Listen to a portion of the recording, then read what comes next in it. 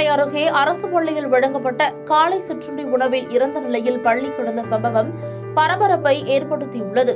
திருவண்ணாமலை மாவட்டம் ஆரணி அடுத்த சேத்துப்பட்டு காட்டேரி சமத்துவபுரம் பகுதியில் அரசு ஆரம்ப தொடக்கப்பள்ளி செயல்பட்டு வருகிறது. இங்கு அரசின் காலை சிற்றுண்டி உணவு திட்டம் சார்பில் வழங்கப்பட்டு வருகிறது. அதன்படி சம்பவத்தன்று மாணவ மாணவிகளுக்கு காலை சிற்றுண்டியாக சேமியா வழங்கப்பட்டது. உணவு பரிமாறப்பட்ட பின் மாணவர்கள் சாப்பிட்டுக் கொண்டிருந்த போது சமையல் பாத்திரத்தில் இறந்த நிலையில் பள்ளி இறந்து கிடப்பதை கண்டு ஆசிரியர்கள் அதிர்ச்சி அடைந்தனர். இதையடுத்து மாணவர்கள் சாப்பிடுவதை நிறுத்திய ஆசிரியர்கள் சாப்பிட்ட 13 மாணவர்களையும் முன்னெச்சரிக்கை நடவடிக்கையாக ஆரணி அரசு மருத்துவமனையில் சிகிச்சைக்காக சேர்த்தனர்.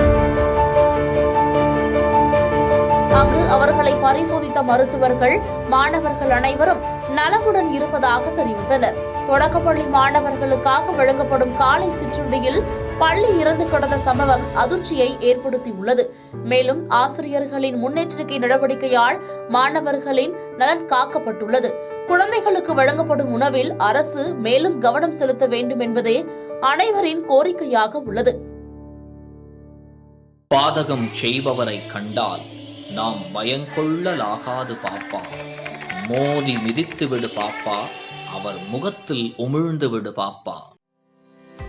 அண்மை செய்திகளை உடனுக்குடன் தெரிந்து கொள்ள இணைந்திருங்கள் இயம்நாடு தொலைக்காட்சியுடன்.